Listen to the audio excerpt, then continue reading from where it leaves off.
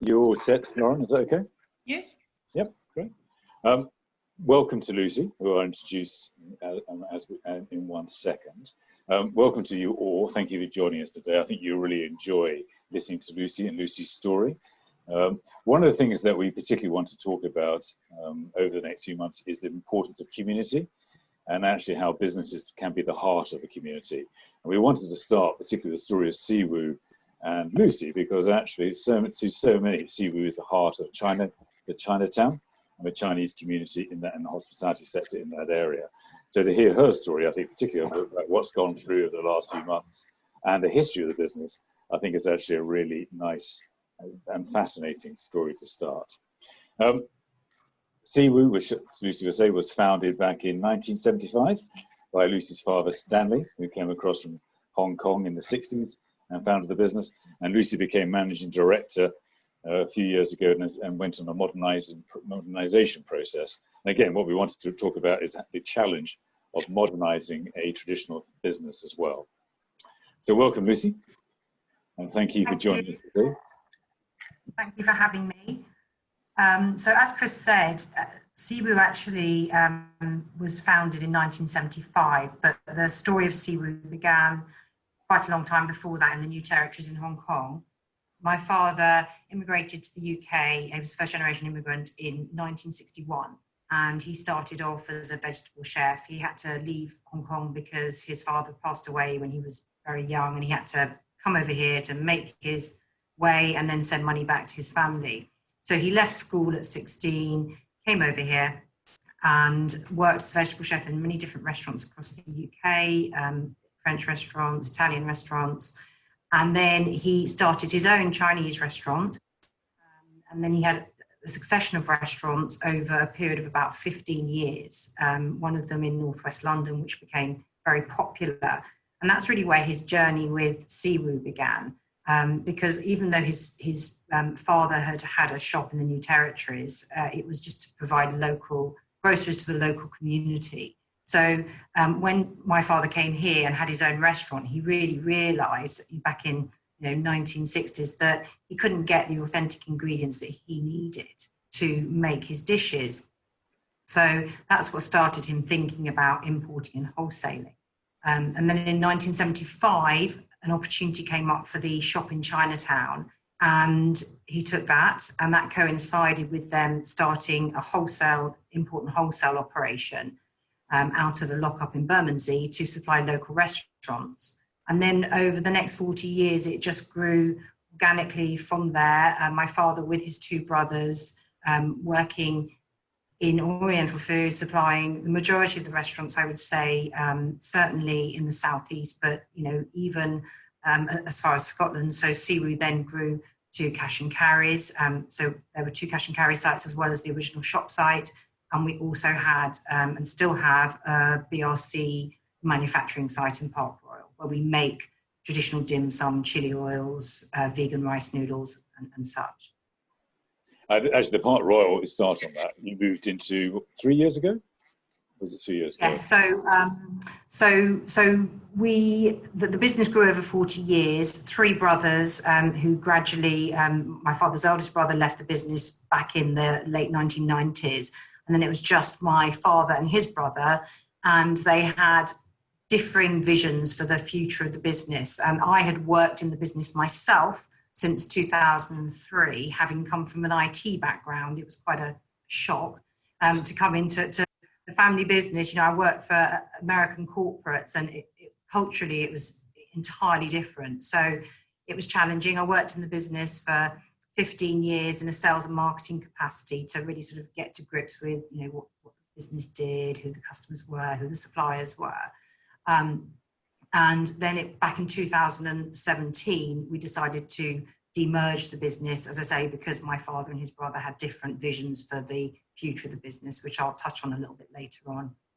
Okay, let's go back to this year and start with the challenges of COVID, because actually Chinatown was probably one of the real ones which got affected the most, didn't it? Is that fair? Yes, I think that's absolutely fair. And actually Chinatown saw it way before anybody else, because as soon as the news broke in China, at that end of January, it was actually the Chinese New Year weekend. It had an impact immediately on Chinatown. So I was in Chinatown for Chinese New Year, as I always am, and the actual Chinese New Year weekend was the quietest I've ever seen in my 48 years. You know, I've been up there every year and I've never seen it so quiet. So immediately it happened, and then trade fell off a cliff for the restaurants and for the associated businesses. And how is it now for the community? Because it must have been a really rough, rocky. The community is very tight knit. I think what's happened with the Chinese community, though, over the last 40 years is that it started off, you know, with immigrants like my father, who were, you know, often in the most part Hong Kong Chinese, and so it was a very Cantonese community, Cantonese speaking community. Over the last 10 to 15 years, that's really changed. You know, there's much more mainland Chinese presence in Chinatown and throughout the UK. You know, of course, the educational establishments attract a lot of overseas students, especially in China. But also Chinatown itself has diversified quite a lot. So again, if you take it back, you know, 30, 40 years, it was, I would say, very intimidating for anybody who wasn't Chinese to visit. But if you're, you know, a complete foodie and knew exactly what you were doing and knew your way around a Chinese menu, and could tolerate the sometimes rude staff, then you'd be fine. But on the whole, I think it was quite an intimidating place to visit. Now I think it's very multicultural. I think it's definitely a massive tourist attraction for London.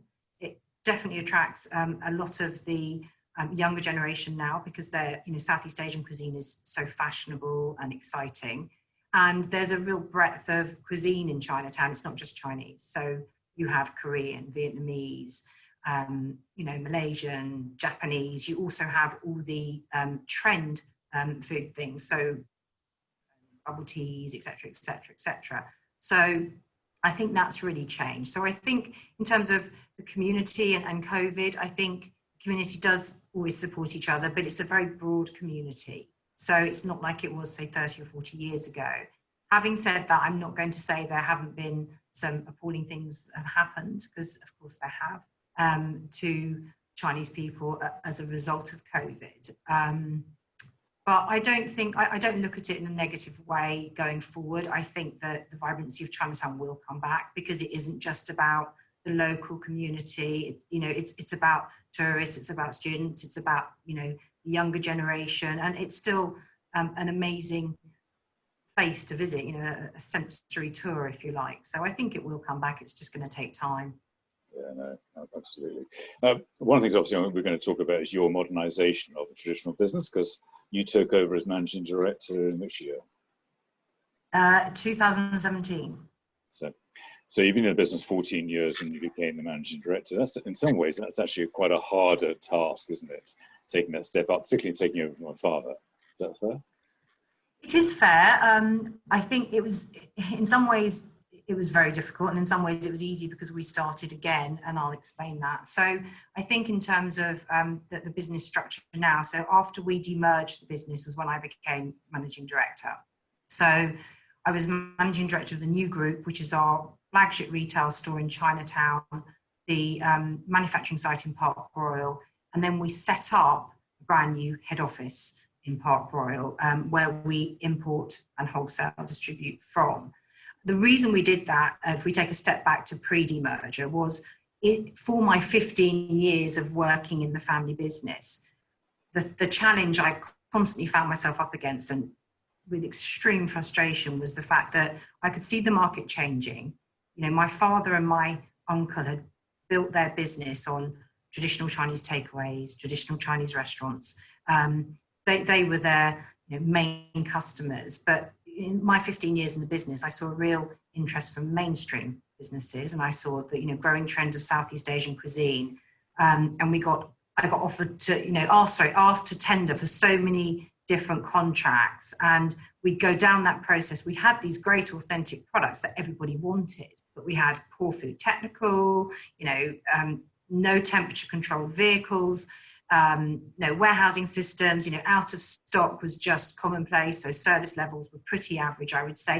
And I wouldn't say that's peculiar. I think that would be true to a lot of traditional Asian businesses, you know, that sort of more traditional operating style. So what became really frustrated with was that we were unable to win these new customers and service them, or if we did win them, I'd fall down at the first hurdle on servicing, and I'd be apologizing and explaining myself away, you know, and I couldn't sort of get the business past that, and I couldn't affect modernization within that business. So we decided to demerge. So for all the reasons I've mentioned. So in a way, SeeWoo UK, which is our head office, we've set up from scratch. You know, it's brand new. We've got state-of-the-art, you know, refrigeration system here. We've got all temperature-controlled vehicles. We've got a warehouse management system. We operate very tight stock rotation.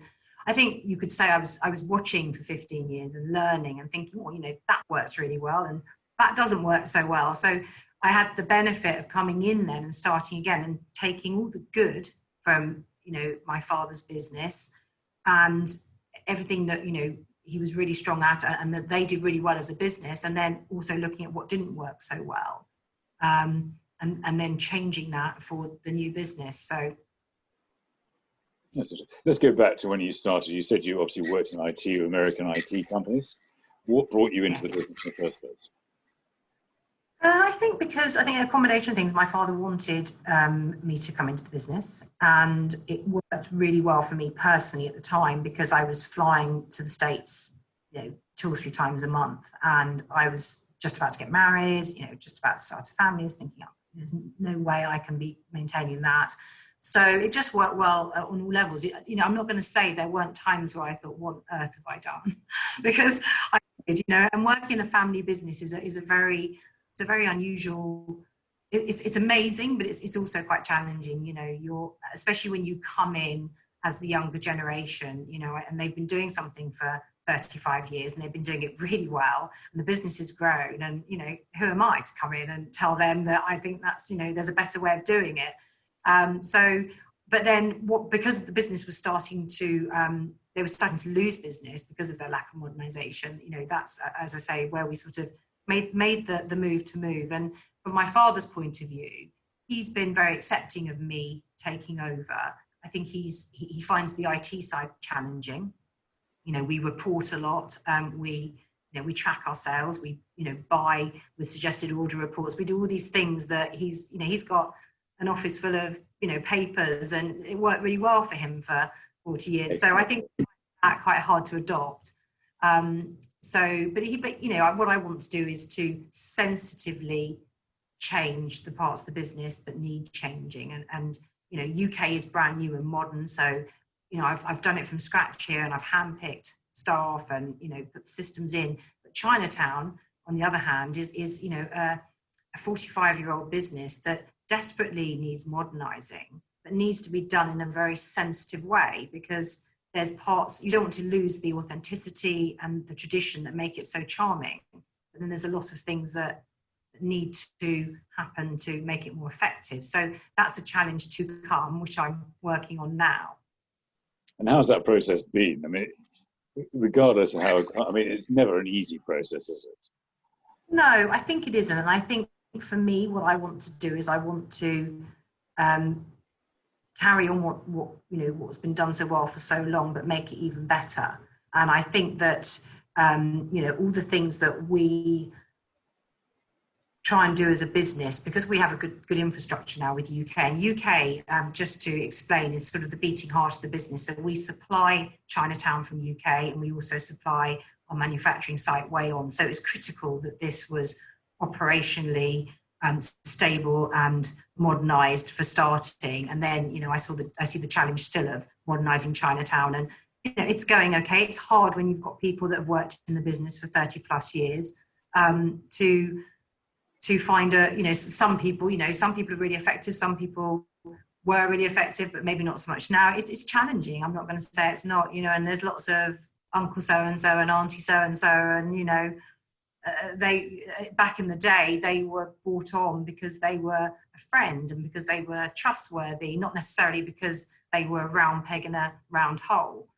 So that's difficult. So what's been the hardest part of modernizing? For you, what's been the biggest challenge? The biggest challenge, I think, probably has been honestly, the market conditions that I've faced since taking on this role. So Brexit first, depressed the market and made it very challenging. And then, of course, COVID now. I think, if anything, positives to be taken out of COVID for my business, it's that it has forced me to be much more ruthless and possibly to make decisions that I was struggling to make because of, my father's longer term relationships with whoever it might be. It's really forced me to look at cost in every part of the business. I've been, credit control myself for the last 3 months, and, we've never had such effective credit control, if I do say so. I've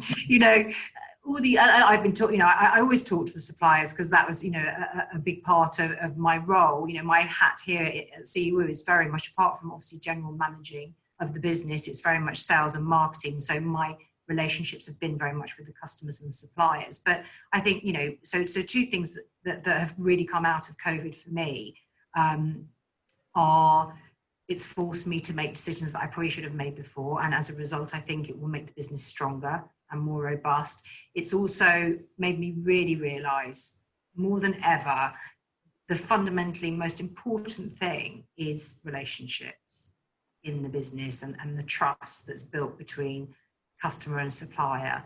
And I think that I don't think I'd underestimated that, because that's very much always been my role. But what I've really seen is, the patience of some of our suppliers over the last, 3 months, that, because they've had a 40-year relationship with my father. And so, yeah, I think that's been really interesting and a good lesson to learn. And how's the whole, because you're right, the last 3 years, and you forget it, Brexit was 2016, it's been a tough period of time. How's he been as you've watched all this go on? Because it must have been hard for him, Stanley. It's been, but he's 78 now. He still sits on the phone and talks to suppliers in China every day. He's supposed to be retired, but he's not really. We don't really want him to. He's our chief gardener in the office as well. But I don't think he's understood a lot of it, Chris, honestly. I think a lot of because actually what I realised when I took the business over is that he's very much always been the face of the business, the person who has the relationships. And my uncle was very much the operational part of the team. So he's been removed from the operational side of the business for probably far longer than I'd realised, honestly, taking it on. So for 10 years or so. So I'm taking this role on thinking, that's great, I'll be able to tell you all of that. And he's like, I don't know. So that's been challenging, but I think it's actually helped him because he's been a bit removed from a lot of the pressure that's been going on for the last 3 years. So look, it's obviously been a rough time for you. Have you enjoyed it, or have you hated this period of time? No, I think it's been challenging. I think I'd be lying if I said there haven't been moments when I've absolutely hated it. And the responsibility for employing people and affecting their lives, and that possibly changing, and letting customers down. The supply chain's been difficult for the last 3 months because of COVID. We're now in a good place, But as I say, when I set the bar quite high for what I want to achieve with the business, and if I look at all of our competitors, I know they're no better, because I know that throughout lockdown, that's just normal service level. Throughout lockdown, we were still gaining customers every single week. So I think that's a real positive. I think that I think the future, I think we've laid the foundations during a really difficult period for the business. So I think that will hopefully make us a very strong business for the future. And, I really want to be able to, fulfill the vision I have for the business, and the unique place where I think we sit in this market for, a short period of time until everyone else catches up, because there's not many businesses that sit in this market that are truly modern, and the customer does now want authentic products, but they do now expect the service level. They need to know that they have traceability. They need to know that, allergens and, you know, food technical support, you know, all of that needs to be there and needs to be at the forefront of the business and very important for the business. And, you know, the supplier needs to understand, you know, how critical that is for today's customer. So I think because of the customers we deal with, because a lot of them are in the mainstream as well as traditional market, you know, we are able to deliver all of that because of our setup. So I think that makes us unique. And I think also because we have a factory as well, again, we're sort of a 360-degree view, if you like, of the sort of oriental food chain. So no one else has that competency. You know, people retail, people wholesale, people import, people manufacture, but it allows us to work with larger customers to help them with MPD, to help them to cut cost out of their supply chain, to manufacture locally. So there's lots of different pluses, I think, for the business and for the business model that we've got. And I think that hopefully going forward, you know, that's going to just, you know, the business will just grow stronger and stronger.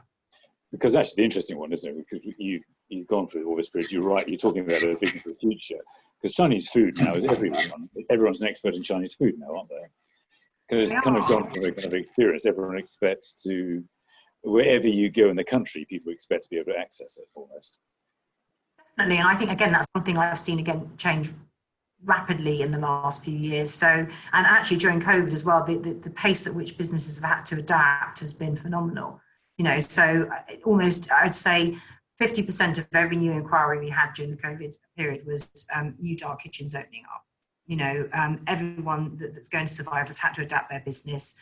You know, we've seen so many different customer models, you know, restaurants who've never done takeaway having to suddenly be doing takeaway and be doing it really well. So I think generally, going back to your point on Southeast Asian cuisine, from my point of view, the interest and the growth, you know, is definitely undoubtedly one of the fastest growing food sectors in the UK.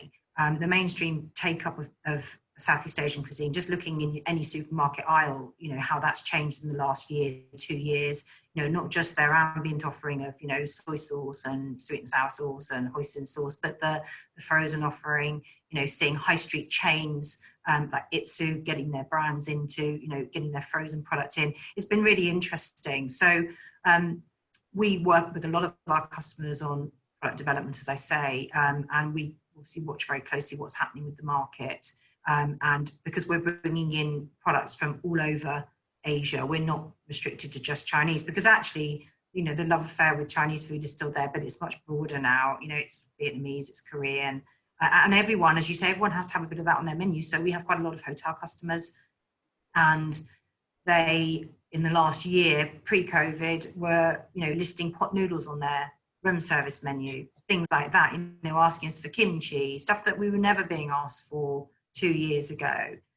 So I think it's changing, as you say, everybody wants a little piece of the pie, and some of our food service customers who supply, you know, services into all sorts of different industries are asking for, you know, different Southeast Asian products. And how about the kind of move towards veganism as well? How's that impacted, or vegetarianism? It's been a rising piece, hasn't it, right across the... Massively. Well, we're quite well placed with our factory at Way On. So we locally manufacture vegan rice noodles, fresh vegan rice noodles. So we supply those into restaurants and food service businesses, retailers, wholesalers throughout the UK. But we also do import a lot of vegan products. So, I mean, mock meat products have been popular with Southeast Asian cuisine for many, many years. It's not new. So we have a lot of mock meat products. We have a lot of frozen products that frozen. I was looking, actually, we've just got a new Vietnamese range into our retail store a couple of months ago. And, you know, we've got mock meatloaf and mock ribs, all sorts of different things. So not just things like duck, you know, and chicken, which have been around for quite a long time. So we've got a rise in vegan demand, though. Let's go back to last year. Turnover for the business, to give a picture to everybody. So 26 million across the group. So once the market recovers, what are you aiming to grow to? Do you have anything in mind? I mean, this year, obviously, our forecast is not going to be quite what it's going to be. So for SeeWoo UK, we've had over 100% growth year on year since we started. So we were forecasting that we would turn over 12 million in the UK this year. Chinatown should have been around 17 million, and way on between 3 and 5. We've got some large new contracts which put on hold because of COVID. So in terms of growth for the future of the business, the growth that we see is in the distribution, the wholesaling and distribution side of the business, and the factory way on. Chinatown is very reliable. It's a mixture of wholesale and retail already anyway, but you know, that from a growth point of view is something only like 3% year on year. So about 35, 40 million, and you're going to rise to 50 million. Is that fair? Sorry, say that again, Chris. You're aiming for about 50 million in the next 2 years, 3 years? Yes, I would say so. We've got expansion plans as well. So we have a different vision for the future of retail. Again, going back quickly to the old business model, which was really what SeeWoo was founded on. So I'm sure you know you're all very familiar with the sort of large cash and carry stores in locations, you know, outside of city centres where you access them by car, etc., etc. So we see, you know, that we've seen that change as well, and we feel very much with the way that the high street's changing and the sort of demand and the sort of new customer, that sort of smaller boutique retail outlets with some food concepts within are the way that Oriental food will go in the future, and that's where we see our expansion. I get that. Golden Chopsticks Awards. You're the founder of the Golden Chopsticks Awards. Do you want to say a bit about that? Yes, so Golden Chopsticks Awards was founded 3 years ago as a result of myself and some friends discussing that there was no award ceremony to celebrate the accomplishments and achievements and exciting future of Southeast Asian cuisine in the UK. Loads of curry awards, kebab awards, but nothing for Southeast Asian. And as that was, you know, such a growing market, and actually some of the most exciting new food concepts are Southeast Asian, we thought that that was really quite wrong. We should put that right. So we decided to found the Golden Chopsticks Awards. We were completely overwhelmed by the support actually from the community. I don't know, we'd completely underestimated how interested everybody would be in it, suppliers, restaurants to take part. And it's really just growing from strength to strength. And we've got a great judging panel. So my co-founder, Gok Kwan, has a background in food. And there's another lady, Sarah Lewis, who was our PR for many years. And so we founded it together. And then we have this great judging panel, also friends, people, which is headed by Ken Hong. But there's a lot of young and trendy social media influencers who are also restaurant owners, Southeast Asian restaurant owners. So we've got this great judging panel, and it's just really gone from strength to strength year on year. And I think, I'm just trying to remember now, it's terrible, isn't it? This year, because it got postponed because of COVID, but we'd had 30,000 votes, I think. We started with 3,000 in the first year, and this was year 3. I was going to say 3 years ago, wasn't it? Yes, exactly. So this would have been year 3, but we've postponed, and we're hoping February, but I'm not sure if that's a little bit optimistic, honestly. So we'll have to see. I think after this week, everything seems to be optimistic, isn't it? In terms of events, it's very difficult indeed. Exactly. You can't really, it's impossible to plan, isn't it? Yeah. But it's lovely to see the Chinese community come together. I'm surprised in some ways you didn't have awards pre. Is that because just... Well, there were awards, but there was no focus for them.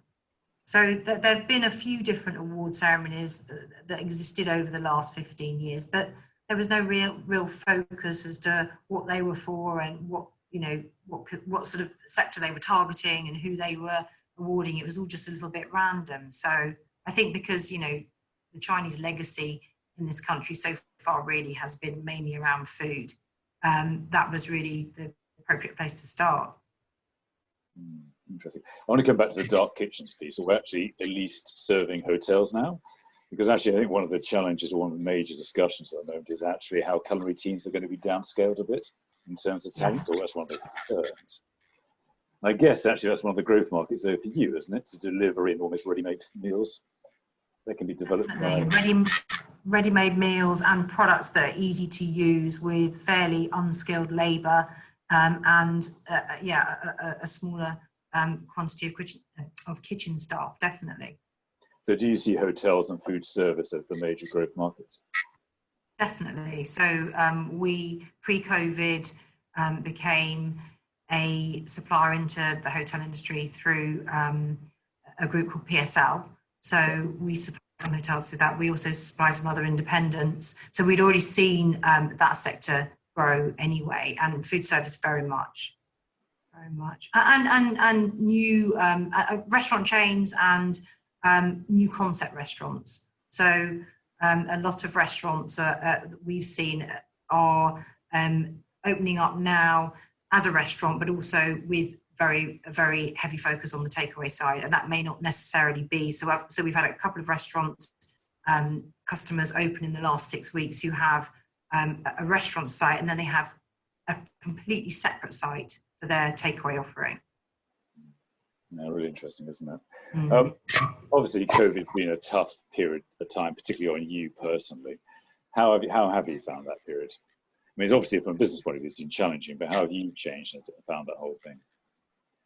So I've been lucky because I've been coming into work every day.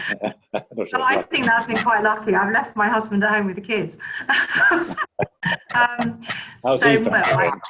it? He's quite keen to get back to work. But no, they're old. They're teenagers. Personally, I think it's been very challenging. But I think for me, because of the business challenges, what's really helped me, and I was saying this to Lauren actually just before we started, has actually been to come into work every day. You know, to have a separation of home life and work life.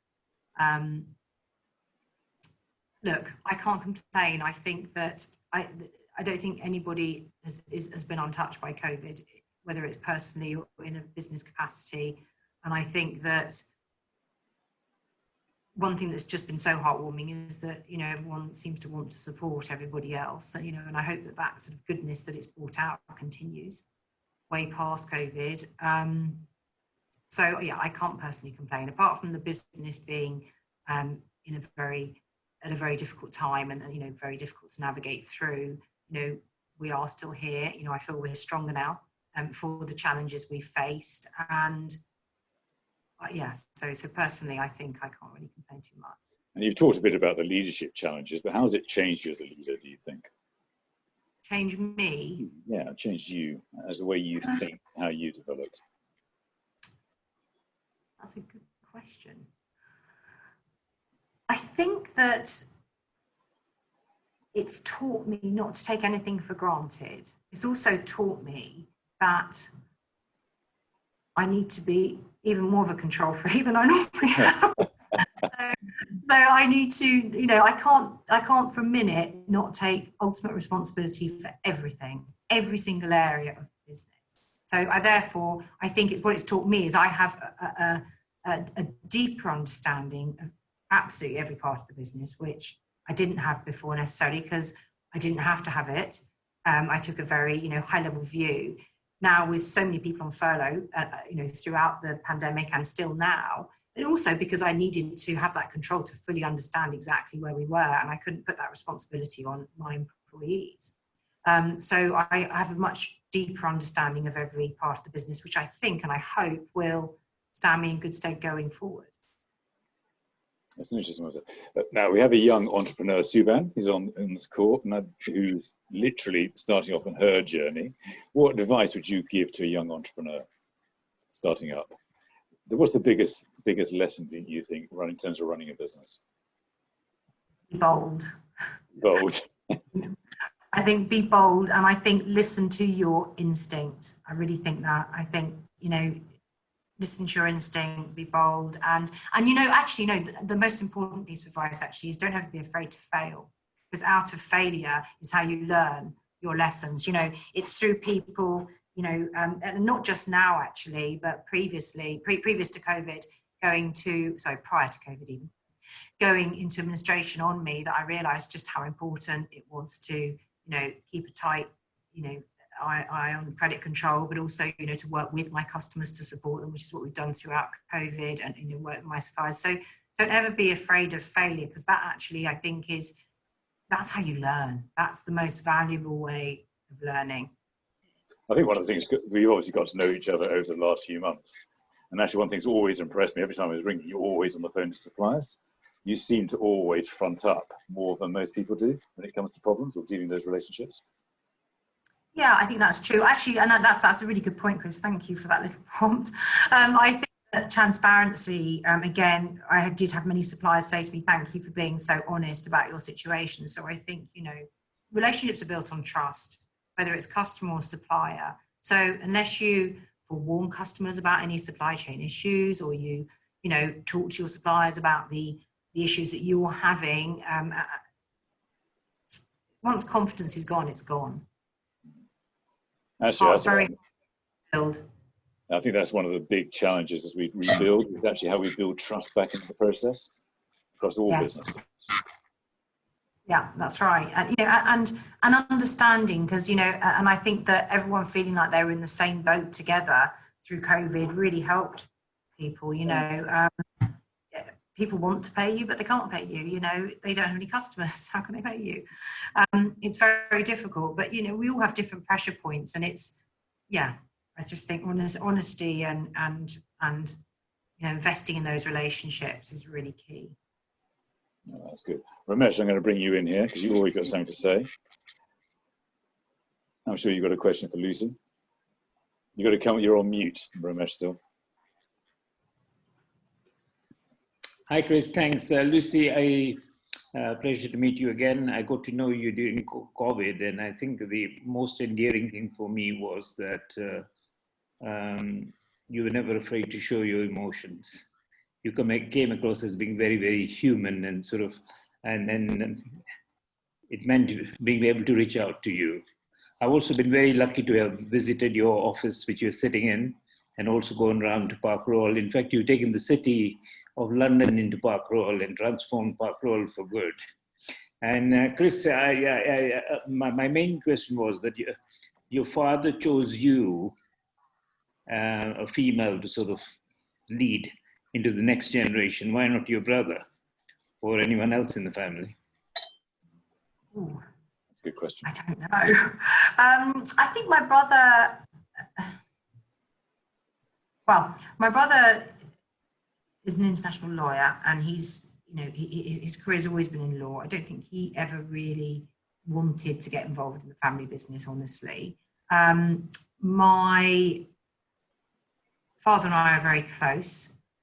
I have a very keen interest in food and cook a lot. So I think that he felt that there was, you know, a natural interest which could be fostered. And also because I came into the business in a sales and marketing capacity, I didn't come into the business with him thinking I was going to take the business over, or, you know, or be a successor. I think that I just grew into that role, and that's when he decided, you know, actually, you know, she's got experience from the old business. You know, I really want her to take it forward. I really want her to lead it. And he's very supportive of women in business generally, of everybody, actually. My father is one of the most generous and supportive people I think I've ever met. And, you know, I think a lot of the success of the old business was built on his support for the community and the respect he got from people for that, for his sort of caring attitude. And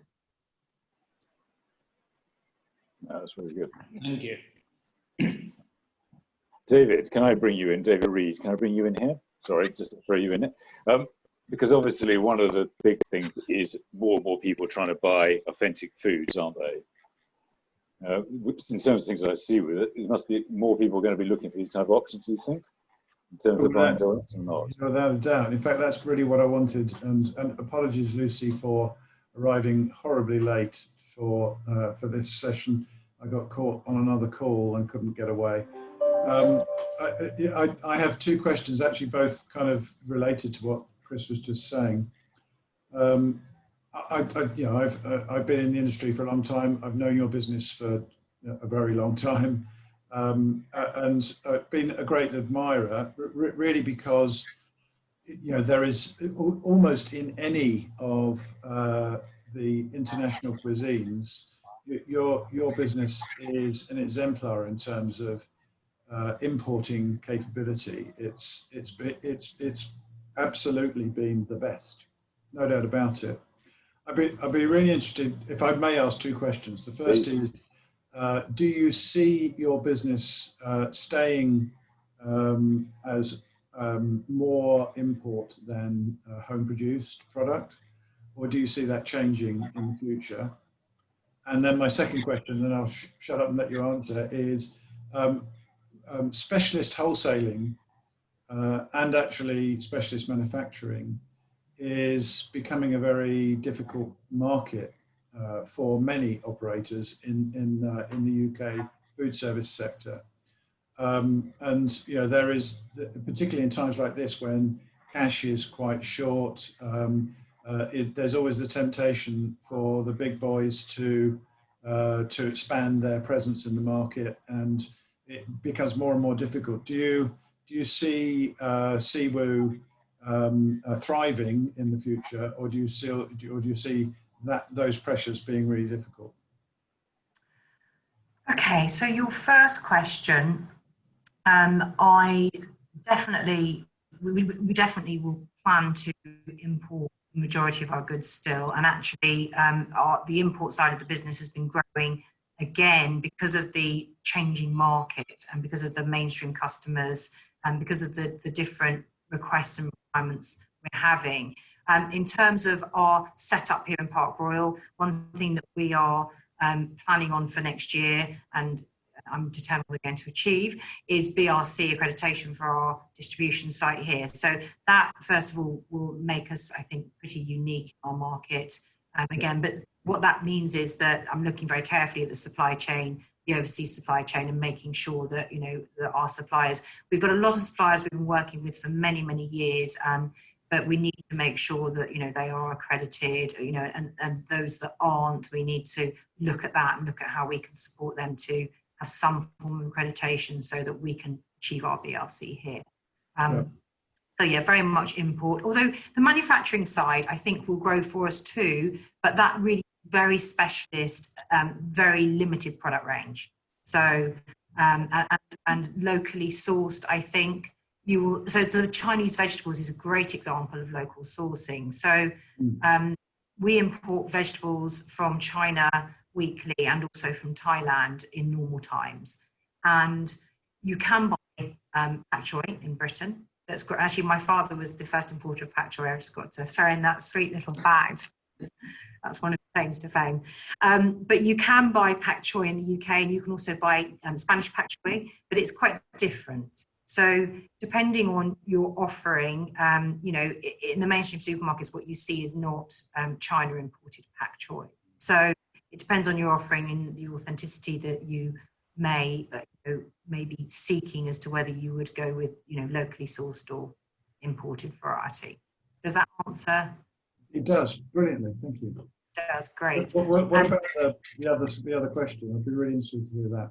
Yeah, so can you just, sorry, I'm really sorry, can you just repeat part of it? So regarding wholesale, whether the big boys are going to come in? I think it's very clear to me that quite a lot of specialist wholesalers and regional wholesalers are not going to survive the next couple of years, which will mean, which is something I feel sad about, because actually we need diversity in our supply chain. We don't need more homogeneity. And I was just interested in your view as an operator of a specialist wholesale business. What's the future of you and your competitors as you see it? I think there'll be some consolidation, without a doubt. I feel positive about our future. I can't comment on, although they're also customers and suppliers. It's a very interconnected community. Some of the wholesalers have actually done okay. The wholesalers that we supply to have done okay through COVID. because the takeaway market's grown. They supply a lot of takeaways. So I think the wholesalers who have systems in place, who have good, who have authentic products, but just take a step back to the systems. I think that's absolutely critical. I think that the ones who do survive any consolidation will be the ones that who have modernized their operation, who can offer the important things like good food technical support, temperature controlled product delivery, and we do still have some suppliers of ours who don't use temperature controlled vehicles, and we have to turn them away. Despite having, told them on the purchase order and in the conversation, it has to be delivered on a temperature controlled vehicle. We will temperature check it when we receive it on site. They still don't do that. So the ones who will succeed will be the ones who make that transition. And I would hope that the ones that make that transition, they still will have all the authentic products because that's their heritage. And really, those are the ones that deserve to make it, because you have to move with the times. You have to listen to the customer's needs. Does that answer your question? That's very well. Thank you. David and everyone else, I'm interested about this piece about how the idea that many hotels and operations are going to downskill in terms of chefs. That's one of the big threats at the moment, isn't it? And I know you've spoken at many forums in recent times talking about the challenges that many restaurants have and the migration of how many we could lose in terms of place in CVAs. What's your view of this? Because there's a real growth opportunity for buying in products now, probably to a level we haven't seen before. To answer briefly, I think in a way that's one of the reasons why I asked Lucy the question about import and home. I think the quality of food manufacture and the level of operational capability of people who manufacture a part prepared product has moved forward beyond any dream of 10 years ago. And that's been driven mostly through the retail market. And if you go and buy ready meals in Marks and Spencer's, you see where the cutting edge of technology is. And some of that product is stunning. But the food service world hasn't really woken up to that capability yet. And for me, it feels like that's a really good opportunity for manufacturers, is into food service, where in reality, an expensive physical space and a lot of chefs creating a lot of things from scratch will certainly be a luxury in what I would call mid-market operations, ones that can't command the price that a high-end restaurant can do. Yeah, I agree. We've only touched the word Brexit, the horrible Brexit word, Lucy. I mean, what are your concerns on those discussions, which are obviously going on in London at this moment? Well, we don't do a lot of direct import from Europe. We've only got one or two suppliers who are European based. So I don't think it's going to affect us massively. We've had a lot of impact already because of the currency. So that's been the biggest Brexit. And of course, the uncertainty, which creates, market chaos and, a depression. So we've seen that already. I've had a lot of customers, ask us about Brexit, of course. So, we send out our comms telling them, exactly what I'm telling you now, which is, most of our imports are deep water.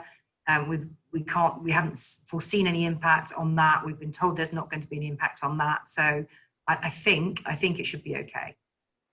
That's good news. So what keeps you awake at night now? What are your concerns as we look to the future? Oh gosh, that's a good question. I think making sure that we continue to achieve the growth in what will be still a very uncertain market for the next 6 months, maybe even 8 months. And I think that's going to still be a massive challenge.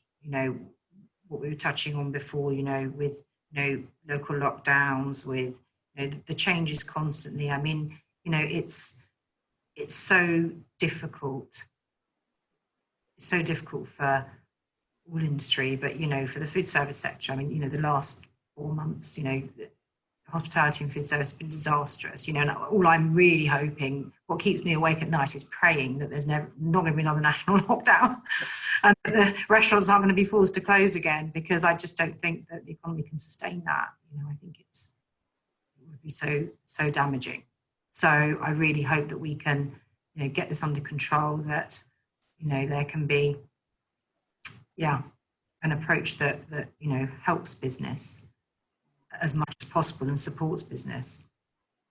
You know, I think that tourism will come back, you know. So one thing that's interesting is I heard early on in COVID that, for example, looking at Chinese students coming back to the UK, that they weren't going to come back until January. But that's not true, actually. A lot are coming back this month. So that's progress. That's progress. Longer term, are you positive or are you concerned? More concerned? I'm positive about my area. I think that, you know, Southeast Asian cuisine is on the up. I don't think that's going to change. I think that more and more businesses, whatever sort of evolved business they are, whether it's a dark kitchen, you know, whether it's a scaled down hotel kitchen, are going to be looking for authentic Oriental.